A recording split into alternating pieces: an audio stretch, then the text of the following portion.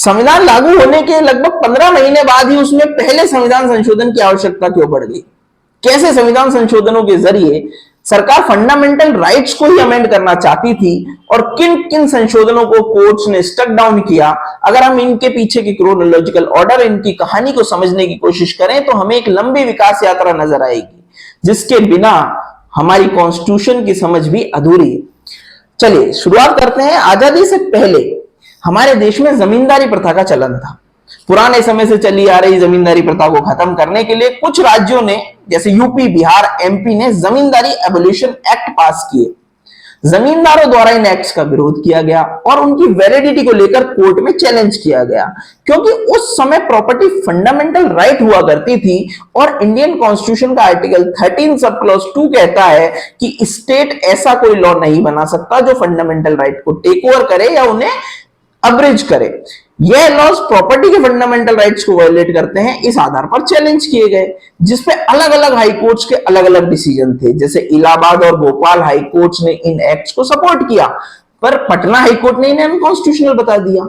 इसी कारण पहला संविधान संशोधन करके आर्टिकल 31A और 31B कॉन्स्टिट्यूशन में जोड़ा गया। 31A के अनुसार लैंड एक्विजिशन से रिलेटेड कोई भी लॉ केवल आर्टिकल 14 और 19 के वायलेशन पर वॉइड होगा, अन्यथा नहीं। 31B के अनुसार 9th शेड्यूल कॉन्स्टिट्यूशन में ऐड किया गया। 9th शेड्यूल में जो एक्ट और रेगुलेशन है, अगर वो फंडामेंटल राइट का वायलेशन भी करते हैं तो वॉइड नहीं होंगे और इनका जुडिशियल रिव्यू नहीं किया जा सकता, मतलब कोर्ट इनकी वैधानिकता को जांच नहीं सकता। और यहीं से शुरू होता है सबसे पहला और महत्वपूर्ण केस, शंकरी प्रसाद केस। शंकरी प्रसाद केस का डिसीजन आया 5 अक्टूबर 1951 को। यहां जमींदारों द्वारा कॉन्स्टिट्यूशन के पहले अमेंडमेंट को चैलेंज किया गया। आर्टिकल 32 के तहत रिट पिटीशन द्वारा चैलेंज किया गया कि जब संविधान का आर्टिकल 13(2) कहता है कि स्टेट फंडामेंटल राइट को वायलेट करने वाला लॉ नहीं बना सकता, तो 31A और 31B जो कि राइट टू प्रॉपर्टी के फंडामेंटल राइट को वायलेट कर रहे हैं, अनकॉन्स्टिट्यूशनल घोषित किए जाने चाहिए। इस केस में सुप्रीम कोर्ट के सामने सबसे महत्वपूर्ण प्रश्न था कि क्या अमेंडमेंट लॉ की परिभाषा में आते हैं? दूसरा, क्या पार्लियामेंट फंडामेंटल राइट्स को अमेंड कर सकती है? दोनों पक्षों की दलीलों को हम यहां पे छोड़ रहे हैं, हम सीधे डिसीजन पे आते हैं। डिसीजन ये था इस केस में डिसाइड किया गया कि आर्टिकल 13(2) में वर्णित शब्द लॉ में कॉन्स्टिट्यूशनल अमेंडमेंट नहीं आता।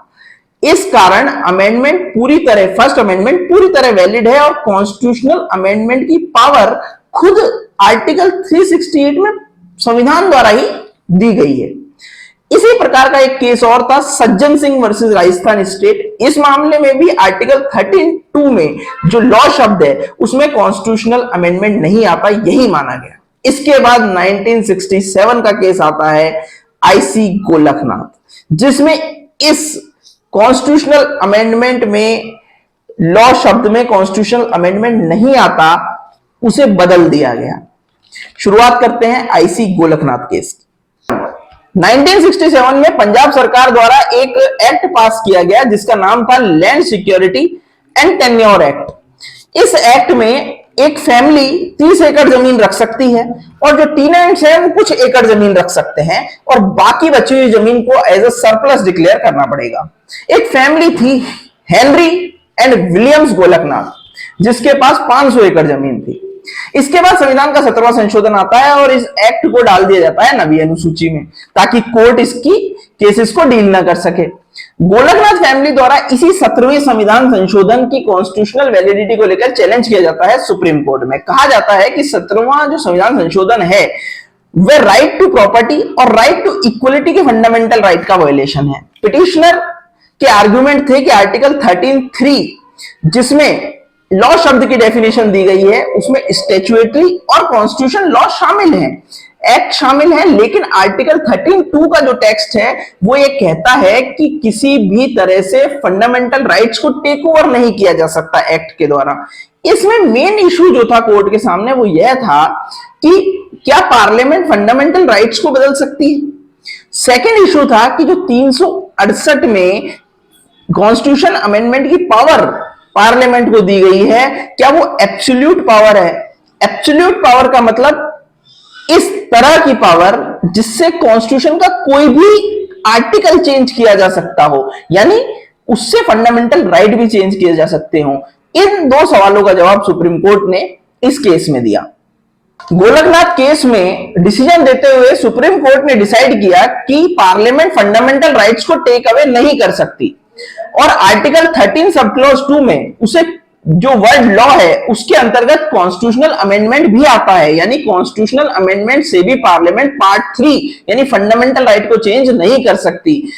यहां इस केस में शंकरी प्रसाद और सज्जन सिंह केस के डिसीजन को बदल दिया गया। इस केस का फैसला 11 जजों की बेंच ने दिया था, जिसमें से 6-5 यानी मेजोरिटी से डिसीजन दिया गया था। इसके बाद सरकार के पास संविधान संशोधन के जरिए फंडामेंटल राइट्स को चेंज करने के रास्ते बंद हो गए। इसके बाद इसके सॉल्यूशन के तौर पे सरकार 24वां और 25वां संविधान संशोधन लेके आई। 1971 में 24वां कॉन्स्टिट्यूशनल अमेंडमेंट लेकर सरकार आती है, जिसमें 13 सब क्लॉज 4 आर्टिकल जोड़ा जाता है, जिसके अनुसार आर्टिकल 368 के तहत किए गए संविधान संशोधन को आर्टिकल 13 के आधार पर चैलेंज नहीं किया जा सकता। साथ ही आर्टिकल 368 के प्रोसीजर ऑफ अमेंडमेंट को बदलकर power of parliament to amend constitution कर दिया गया। 1971 में ही 25वां संविधान संशोधन आता है, जिसके तहत आर्टिकल 31C जोड़ा जाता है। 31C के अनुसार कुछ DPSP director principle of state policies को अगर कोई एक्ट लागू करता है तो वह 14 और 19 आर्टिकल जो फंडामेंटल राइट्स के आर्टिकल है उनके वायलेशन के कारण वॉइड नहीं होगा। यानी कोई भी ऐसा एक्ट जो director principle of state policy को लागू करने के लिए बनाया गया है, लेकिन कुछ directive principle of state policy, कौन से कुछ directive principle of state policy, जो 39 आर्टिकल 39B और C में है, जो कि लैंड एक्विजिशन और वेल्थ के डिस्ट्रीब्यूशन से रिलेटेड है। इनको लेकर अगर कोई एक्ट बनाया जाएगा तो वो इस कारण वॉइड नहीं हो जाएगा कि वो राइट टू इक्वलिटी और फ्रीडम वाले यानी आर्टिकल 19 का वायलेशन है, और 368 पावर ऑफ पार्लियामेंट कर दिया गया। अब सरकार के पास फिर से पावर आ जाती है फंडामेंटल राइट्स को चेंज करने की, और यहीं पे महत्वपूर्ण केस आता है 1973 में केशवानंद भारती केस, जिसमें सबसे बड़ी 13 जजों की बेंच द्वारा डिसीजन दिया जाता है। केशवानंद भारती केस क्या था, इसके फैक्ट्स के बारे में हम आपसे चर्चा करना स्टार्ट करते हैं। 1973 में एक केस आया केशवानंद भारती। केशवानंद भारती जो थे वो एडमीर मठ के प्रमुख थे। एडमीर मठ केरल के एक जिले का धार्मिक संप्रदाय है। केरल सरकार द्वारा लैंड रिफॉर्म एक्ट लाए गए, जिसके तहत धार्मिक संप्रदायों की भूमि को एक्वायर किया जा सकता है। केशवानंद भारती ने आर्टिकल 32 ऑफ इंडियन कॉन्स्टिट्यूशन के तहत सुप्रीम कोर्ट में रिट फाइल करी कि article 25 right to practice and propagation religion, 26 manage religious affairs, article 14 right to equality, इन सब का ये एक्ट वायलेशन है। इस केस में जो प्रमुख इशू थे कोर्ट के सामने वो ये थे कि आर्टिकल 368 कॉन्स्टिट्यूशन अमेंड करने की पावर फंडामेंटल राइट्स को अमेंड करने तक है, और दूसरा क्या 24वां और 25वां संविधान संशोधन वैलिड है। सुप्रीम कोर्ट ने इस केस में डिसाइड किया कि आर्टिकल 368 में वर्णित दिस कॉन्स्टिट्यूशन का अर्थ यह नहीं है कि पार्लियामेंट फंडामेंटल राइट को टेक अवे कर सकती है, जिससे फंडामेंटल जो फीचर है वो डिस्ट्रॉय हो जाए। सुप्रीम कोर्ट ने इस केस में डिसाइड किया कि पार्लियामेंट फंडामेंटल राइट्स को नहीं ले सकती, बट कुछ बेसिक स्ट्रक्चर, फंडामेंटल स्ट्रक्चर को डिस्ट्रॉय किए बिना हर आर्टिकल को अमेंड कर सकती है। यानी सर्टेन लिमिटेशंस के साथ पार्लियामेंट चाहे तो फंडामेंटल राइट्स भी अमेंड हो सकते हैं। सर्टेन लिमिटेशंस क्या हैं? जो सर्टेन लिमिटेशंस हैं वो है बेसिक स्ट्रक्चर, और इसी केस से आया बेसिक स्ट्रक्चर थ्योरी। लेकिन बेसिक स्ट्रक्चर क्या होता है ये इस केस में नहीं बताया गया, और बेसिक स्ट्रक्चर किसी भी केस में आज तक डिफाइन नहीं किया गया। Basic structure case to case basis पे डिसाइड होता है। एग्जाम्पल के तौर पे जब कॉलेजियम को बदलकर नेशनल कमीशन अपॉइंटमेंट कमीशन की बात आई तो सुप्रीम कोर्ट ने कहा कि जुडिशरी और हमारी सरकार, जुडिशरी और गवर्नमेंट के बीच में सेपरेशन होना चाहिए। ये बेसिक स्ट्रक्चर का पार्ट है। तो बेसिक स्ट्रक्चर क्या चीज होगी, ये कोर्ट डिसाइड करेगा case to case, circumstances, case के फैक्ट के बेसिस पे। और पार्लियामेंट फंडामेंटल राइट्स को भी अमेंड कर सकती है, बट वो बेसिक स्ट्रक्चर चेंज नहीं होना चाहिए। बेसिक स्ट्रक्चर क्या है, संविधान की मूल भावना है, जो कोर्ट डिसाइड करेगा। ये केशवानंद भारती केस का डिसीजन था। इसी केशवानंद भारती केस में 24वें और 25वें संविधान संशोधन को कॉन्स्टिट्यूशनल माना गया। इसके बाद 1976 में 42वां संविधान संशोधन आता है और 1975 में इमरजेंसी लग चुकी थी। 42वें संविधान संशोधन में आर्टिकल 31C जो कुछ डीपीएसपी पे अप्लाइड था, उसे सभी डीपीएसपी पे अप्लाइड कर दिया गया। अर्थात सरकार द्वारा डीपीएसपी के लिए बनाए गए कानून 14 और 19 आर्टिकल के वायलेशन पे वॉइड नहीं होंगे। साथ ही 368 आर्टिकल में सब क्लॉज 4 और सब क्लॉज 5 जोड़ा गया। 368(4) के अनुसार कोई भी संशोधन जो आर्टिकल 368 के तहत संविधान में किया गया है, उसे कोर्ट में क्वेश्चन नहीं किया जा सकता।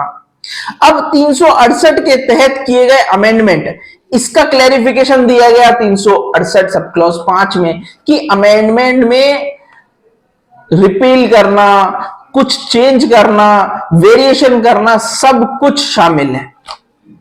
इस तरह से जुडिशियल रिव्यू का रास्ता बंद कर दिया गया 368(4) और 368 सब क्लॉज 5 जोड़कर संविधान में 42वें संशोधन के जरिए।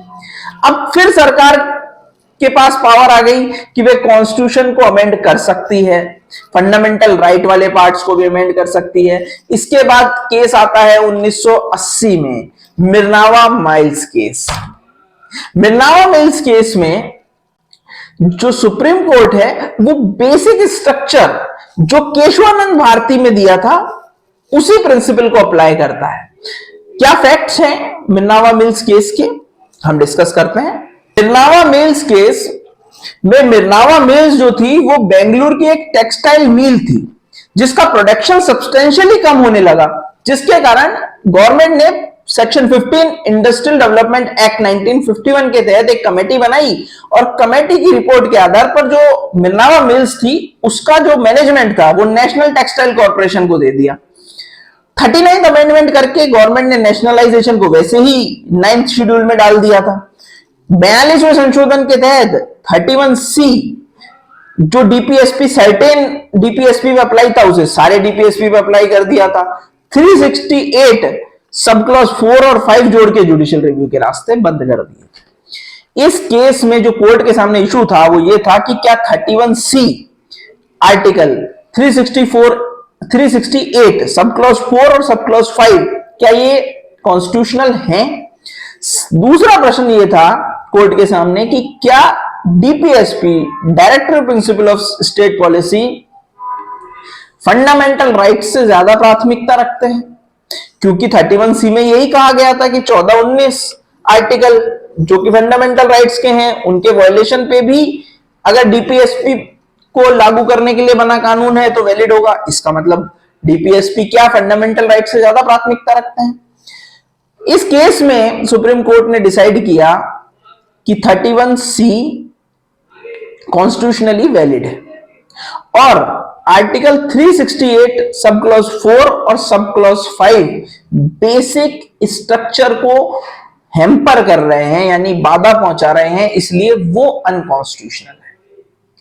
अब अगर आप पूरे जितनी भी केसेस हैं हमने अभी तक डिस्कस किए उनको देखें, तो मोस्ट ऑफ द केसेस जितने भी हैं उनमें प्रॉपर्टी का जो राइट है, राइट टू प्रॉपर्टी, उसी के कारण डिस्प्यूट पैदा हुए। तो संविधान के 44वें संशोधन में जो 1978 में किया गया, 31 आर्टिकल को हटा दिया गया और प्रॉपर्टी राइट को फंडामेंटल राइट की जगह आर्टिकल 300A के तहत लीगल राइट बना दिया गया। ये सारे संशोधन और केस हमारे कॉन्स्टिट्यूशनल समझ को बढ़ाने के लिए और एक कॉन्स्टिट्यूशन में फंडामेंटल राइट्स का महत्व क्या है, कैसे फंडामेंटल राइट्स और डीपीएसपी और हमारा कॉन्स्टिट्यूशनल अमेंडमेंट आपस में जुड़े हुए हैं। क्या फंडामेंटल राइट्स को पार्लियामेंट चेंज कर सकती है? इन सभी के उत्तरों को जानने के लिए इन सभी संशोधनों का और इन सभी केसेस का जानना अत्यंत आवश्यक है। अगर हम कंक्लूजन के तौर पे बात करें तो आज के समय में आर्टिकल 31C वैलिड है, 368 सब क्लॉज 4 और 5 कॉन्स्टिट्यूशन का इनवैलिड है। मिर्नावा माइल्स केस में बेसिक स्ट्रक्चर थ्योरी को अप्लाई किया गया, जिस थ्योरी का इजाद हुआ था केशवानंद भारती केस में। आज के लिए इतना ही, धन्यवाद।